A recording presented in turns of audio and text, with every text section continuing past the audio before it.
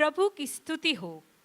क्या आपने कभी ऐसा सुना है या देखा है एक ऐसा चमत्कार, एक छोटी सी प्रार्थना से किसी का जीवन बदल गया? क्या आपने कभी सोचा है कि गरीबी में जन्मा, बीमारी से टूटा एक नौजवान कैसे लाखों लोगों की उम्मीद बन गया? आज हम एक ऐसे ही व्यक्ति की बात करेंगे जिसका विश्वास बीज जैसा था पर नतीजे चमत्कारिक। एक ऐसा नाम जिसने चंगाई, विश्वास और प्रार्थना को हर घर तक पहुंचाया। आज हम बात करेंगे ओरल रॉबर्ट्स की। ओरल रॉबर्ट्स का जन्म 1918 ओक्लाहोमा, अमेरिका में हुआ था। उनके पिता एक पास्टर थे, रेवरेंड एलिस रॉबर्ट, और माँ का नाम क्लॉडियस रॉबर्ट्स था। उनके मम्मी डैडी पेंटिकॉस्ट चर्च से थे और वे प्रार्थना योद्धा थे।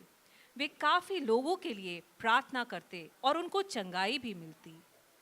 ओरल रॉबर्ट्स बचपन से ही हकलाता था और इस वजह से उसका आत्मविश्वास थोड़ा कम हो गया था और बाकी बच्चे उसका मजाक उड़ाते। ओरल के माता पिता सेवकाई में शामिल थे, मगर आर्थिक रूप से उनके हालात अच्छे नहीं थे। उनका परिवार बहुत गरीबी से गुजर रहा था। 5 बच्चे और माता पिता, ऐसा बड़ा परिवार था।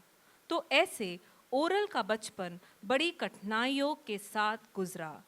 आइए हम देखते हैं उनके बचपन का एक दिन।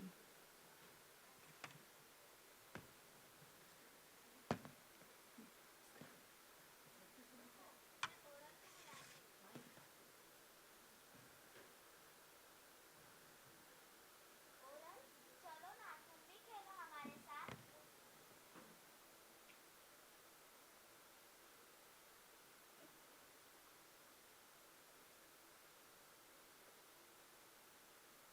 ओरल चलो ना तुम भी खेलो हमारे साथ। ओरल खेलने नहीं आ रहा है।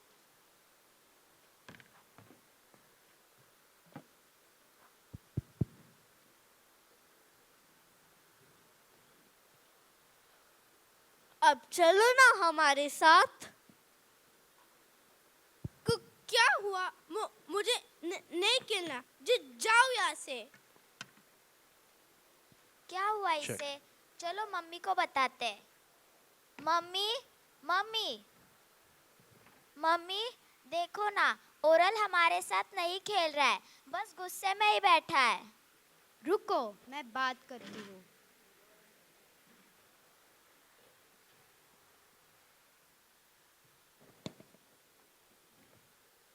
क्या हुआ ओरल? कोई परेशानी है क्या? मुझे स्कूल नहीं जाना है। सब मुझे चिढ़ाते हैं और मुझ पर मेरा मजाक उड़ाते हैं और मुझ पर हंसते हैं। मैं नहीं जाऊंगा। बेटा, ऐसी छोटी बातों से परेशान नहीं होते और उदास तो बिल्कुल नहीं होते। हमारा परमेश्वर महान है और मैंने बचपन से ही तुम्हें परमेश्वर को समर्पित किया है। आओ मेरे साथ। परमेश्वर तुम्हें एक बड़ा प्रचारक बनाएगा। ये परमेश्वर ने मुझे वचन दिया है और मैं उसे थामे हूँ। परमेश्वर तुम्हें ज़रूर चंगा करेगा और उसके राज्य के लिए इस्तेमाल करेगा। इस तरह से समय आगे बीता, पर ओरल का हकलाना बंद नहीं हुआ था, इसलिए वो उदास रहता था। फिर उसने अपना मन बदला और सोचा, क्यों ना मैं किसी स्पोर्ट्स में शामिल हो जाऊं। उसे खेल कूद में काफ़ी रुचि थी और उसे फुटबॉल खेलना भी बहुत पसंद था। जैसे वो बड़ा होने लगा, वह फुटबॉल और भी अच्छे से खेलने लगा। और ये ओरल ने सिर्फ इसलिए किया ताकि लोगों की स्वीकृति उसे मिल सके। ओरल के अच्छे फुटबॉल खेलने की वजह से उसके कोच ने उसका एडमिशन दूसरे कॉलेज में करवा दिया और उसकी ट्रेनिंग वहां शुरू हो गई। आइए देखते हैं ओरल, कि come on, football pass। Training के दिन क्या हुआ। खेल आ रहा, अच्छे से पास कर। रुको 2 मिनट। कुछ नहीं हुआ, खेल, एक्टिंग मत कर। रुको 2 मिनट। ओरल, तू ठीक तो है ना? क्या हुआ इसे? जा पानी लेके आ जल्दी। ये ले पानी पी। अरे इससे तो खून की उल्टी कर दी। जा जल्दी डॉक्टर को बुला के ला। ठीक है, रुक। डॉक्टर, डॉक्टर देखो ना, ग्राउंड पे ओरल को कुछ तो हो गया है, उसके मुंह से खून निकल रहा है, चलो ना मेरे साथ। रुको, मैं आती हूँ।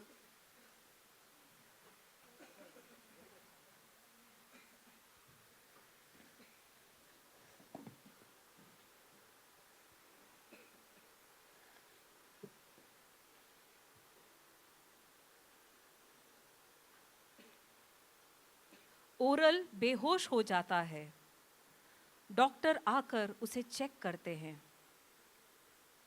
आइए कोच सर, कुछ बात करनी है। आगे। ओरल की तबीयत बहुत ख़राब है। मुझे लगता है कि उससे टीबी की बीमारी हो चुकी है। कुछ टेस्ट करने पड़ेंगे। आइए हम उसे लेकर चलते हैं। ठीक है। और इस तरह से ना चाहते हुए भी ओरल को अपने घर वापस लौटना पड़ता है। इसे इसके घर पर ही लेके जाते। टिंग टोंग। रुको, मैं आती हूँ। क्या हुआ ओरल को? ओरल, आओ अंदर बैठो। ओरल,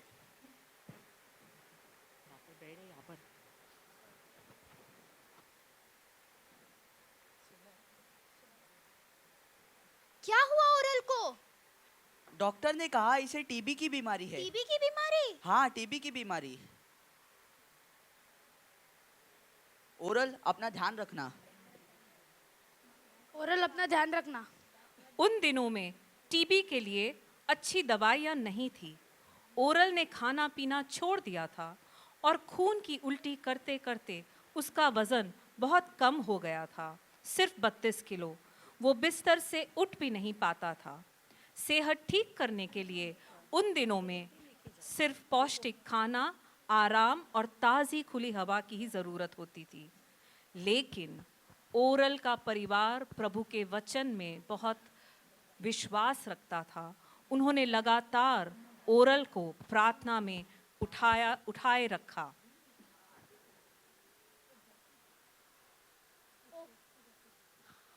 ओरल, परमेश्वर तुम्हें चंगा करेगा। हाँ, जरूर चंगा करेगा। आमेन। मम्मी, मम्मी, डैडी, क्या हुआ? मुझे कुछ पता चला है कि क्या पता चला है? हमारे पास ही में एक चंगाई की सभा होने वाली है। क्यों ना हम ओरल को वहाँ पे लेके जाए? हाँ जरूर, क्यों नहीं, आज ही लेके चलते हैं। चलो ओरल। और इस तरह से सारा परिवार सहमत होता है।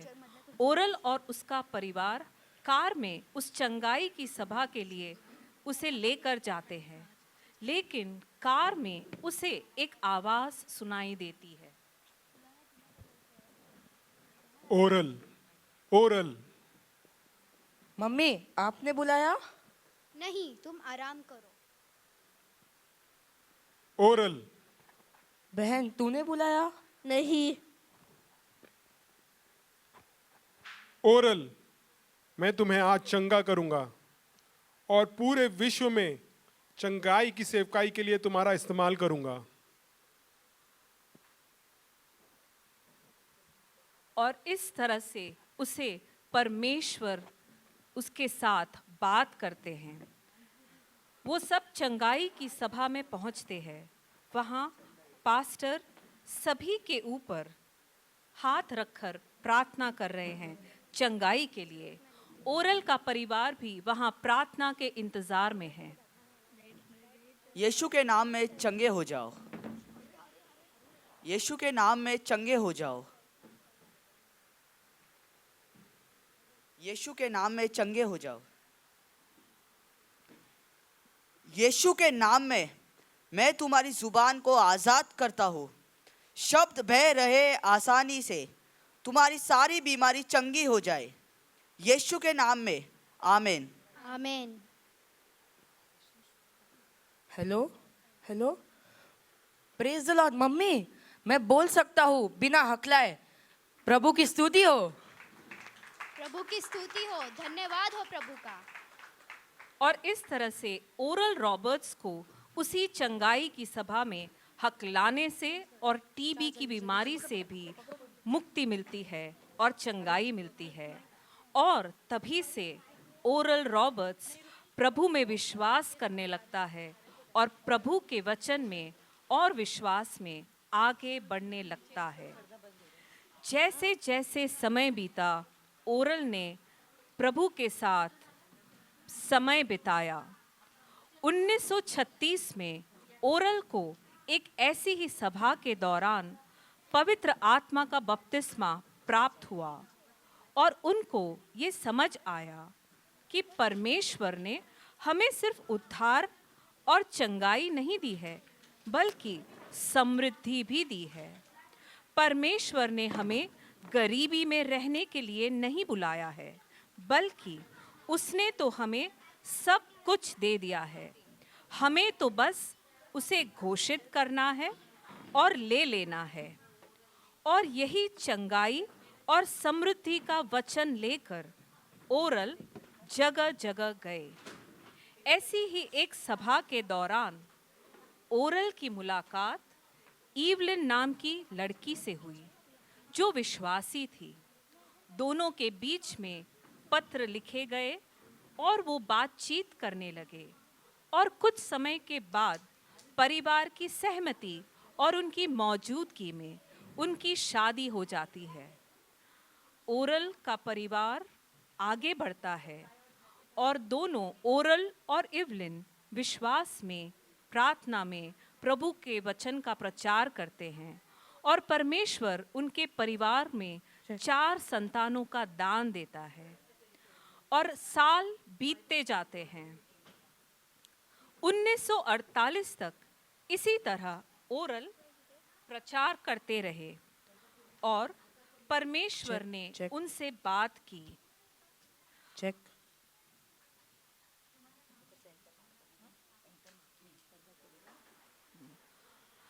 ओरल प्रार्थना और उपवास में लगे हुए थे।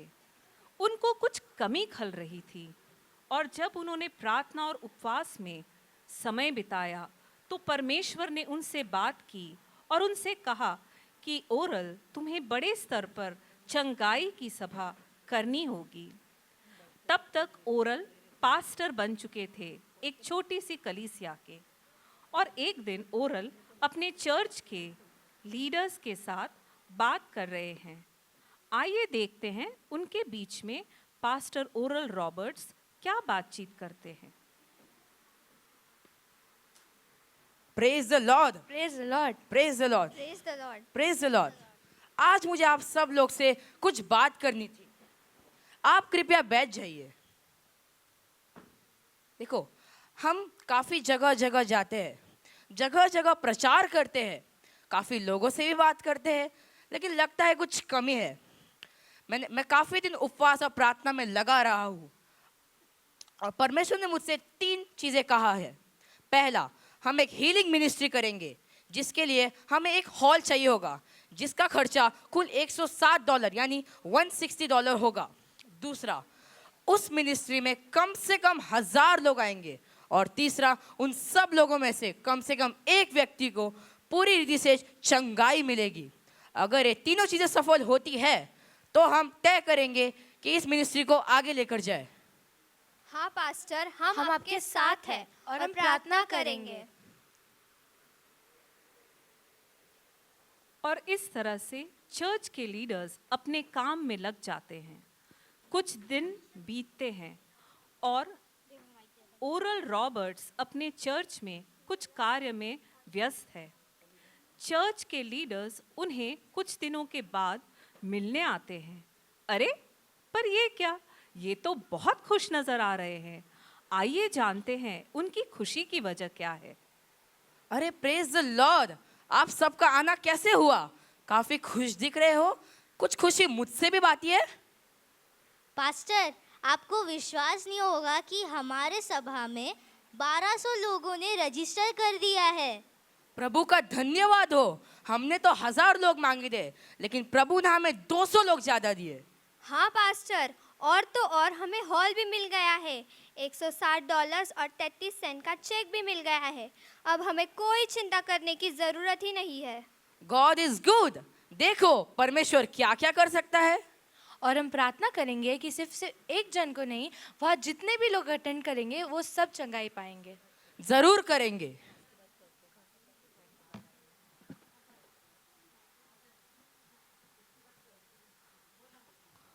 और इस तरह से ओरल रॉबर्ट्स और उनकी टीम प्रार्थना में लग जाते हैं और ये एक चंगाई की सभा भी होती है और प्रभु की आशीष के साथ इस सभा को बहुत सफलता मिलती है। बहुत सारे लोग ओरल रॉबर्ट्स की इस चंगाई की सेवकाई में जुड़ते हैं। लोग उनके पास प्रार्थना के लिए आते हैं। वो सेवकाई धीरे धीरे धीरे बढ़ती गई। 1000 लोग जुड़े, 10,000, 20,000 और फिर एक समय ऐसा आया कि उनके पास जगह नहीं थी उन लोगों को बिठाने के लिए। तभी यात्रा शुरू हुई उनके टेंट रिवाइवल की।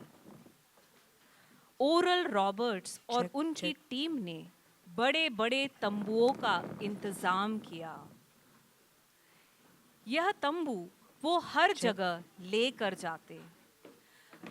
फोल्डिंग कुर्सियां भी वो अपने साथ लेकर चलते और इसके लिए भी उन्होंने एक विश्वास का बीज बोया और $60,000 इसके लिए उन्होंने इकट्ठा किए। यह टेंट को लेकर वो जगह जगह अमेरिका में गए। जहाँ पर भी उन्हें बुलाया जाता वो प्रार्थना के लिए जाते, चंगाई की सभा करते और पवित्र आत्मा जब उन पर उतरता तो उनकी प्रार्थना के द्वारा तुरंत ही लोगों को चंगाई मिलती थी।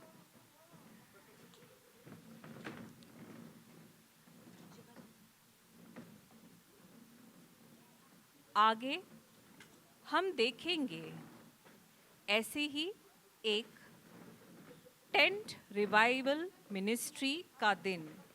हम देखेंगे वहाँ उस टेंट मिनिस्ट्री में क्या होता है। Check check.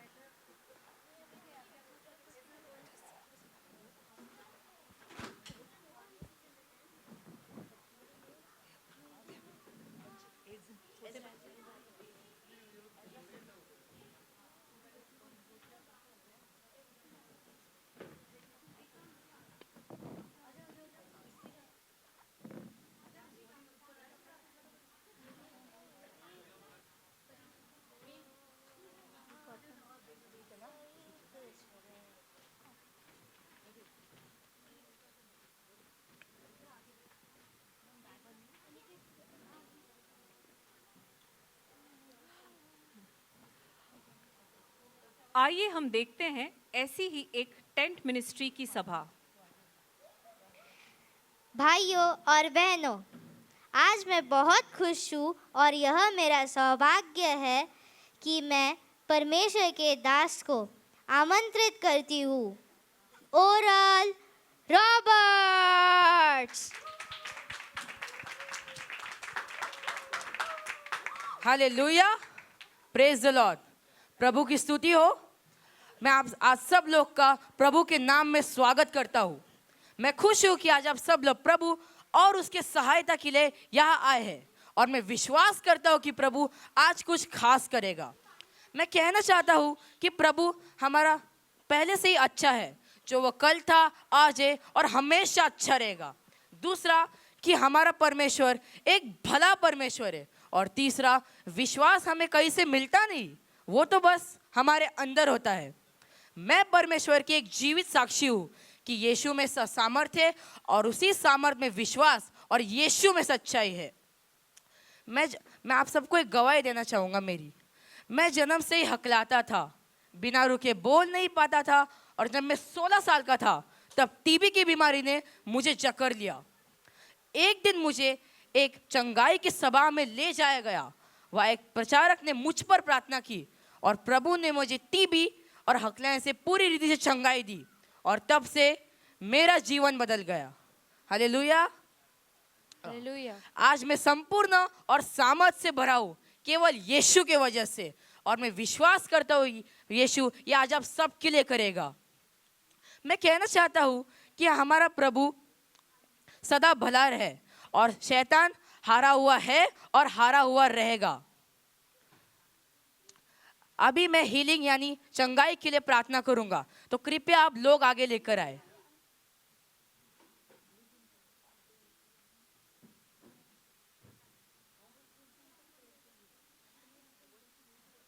यीशु के नाम में चंगे हो जाओ।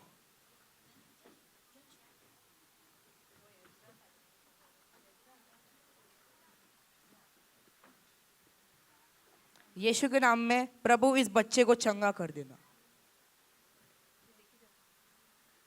पास्टर, ये 15 साल का लड़का है, इसे हकलाने की बीमारी है। बेटा तुम्हारा नाम क्या है? मेरा नाम जॉर्ज कनाड है। जॉर्ज, मैं जानता हूँ कि सबके सामने शर्म भी आती है और बुरा भी लगता है। क्या तुम विश्वास करोगे जब मैं तुम्हारे लिए प्रार्थना करूंगा? हाँ।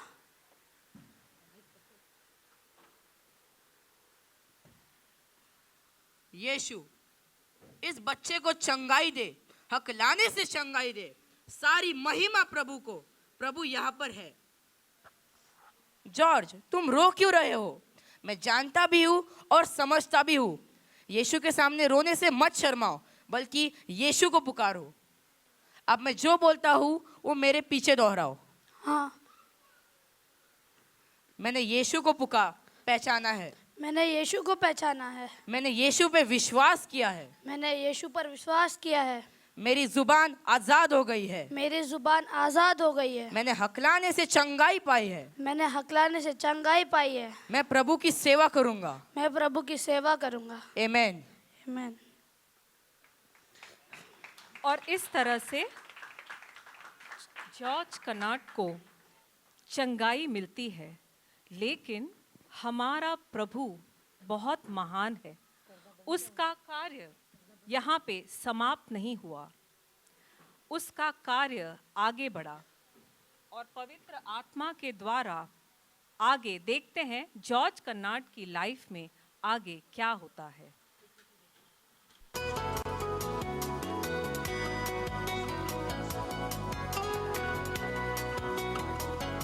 George, you stammered all your life. You lived there in Pittston. What caused you to come to the crusade? We had a woman from Bear Mountain, New York. Her and her son came. He had eye problems.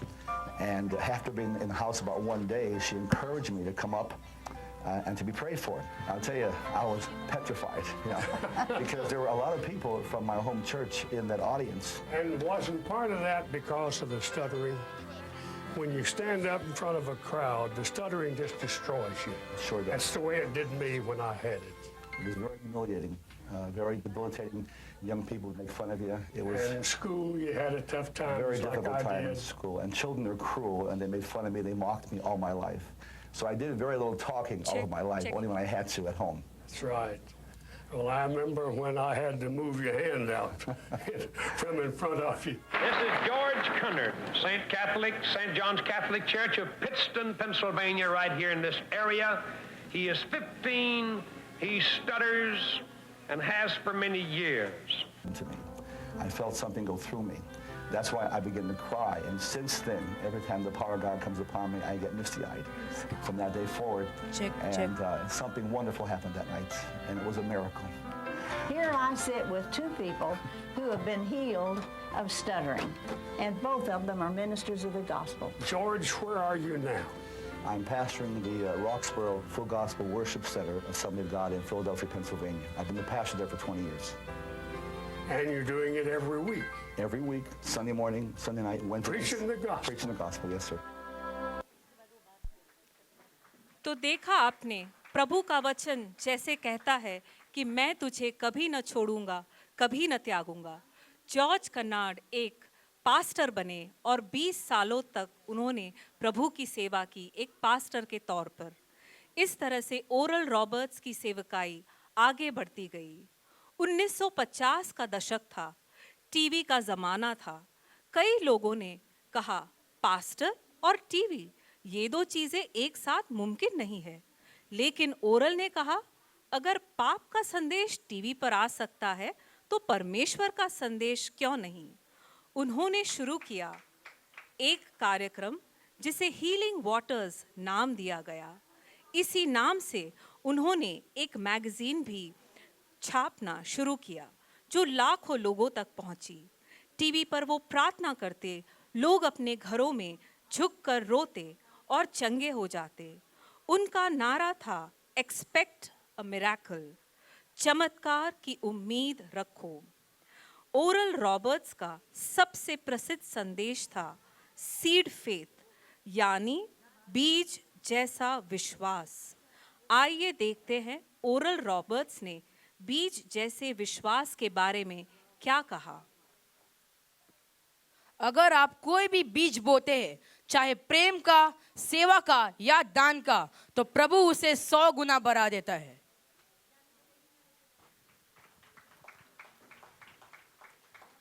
यहाँ पर oral Roberts की सेवकाई खत्म नहीं हुई। 1963 में oral ने एक सपना देखा, एक विशाल विश्वविद्यालय जहाँ शिक्षा और विश्वास दोनों सिखाए जाते। परमेश्वर ने ओरल से कहा, बिल्ड मी अ यूनिवर्सिटी, मेरे लिए एक विश्वविद्यालय बनाओ। ओरल ने सब कुछ दांव पर लगा दिया।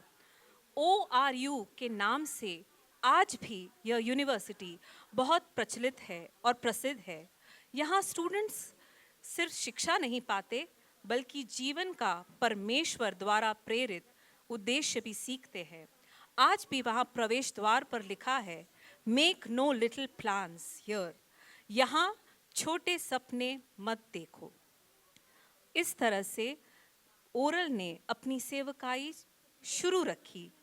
2009 में 91 साल की उम्र में वह प्रभु के पास चले गए। ओरल रॉबर्ट्स के प्रेरणादायी जीवन से हम सीखते हैं कि परमेश्वर अक्सर हमारी कमजोरी में ही अपनी शक्ति प्रकट करता है। जब जीवन खत्म सा लगता है, वहीं उसका कार्य शुरू होता है। पवित्र आत्मा द्वारा प्रेरित उनका जीवन आज हमें भी प्रेरणा देता है। हमारी ये आशा और प्रेरणा है कि इस किट को देखने के बाद आप भी ओरल रॉबर्ट्स से प्रेरणा पाएं और लाखों लोगों को अपने जीवन से आप छुए। धन्यवाद।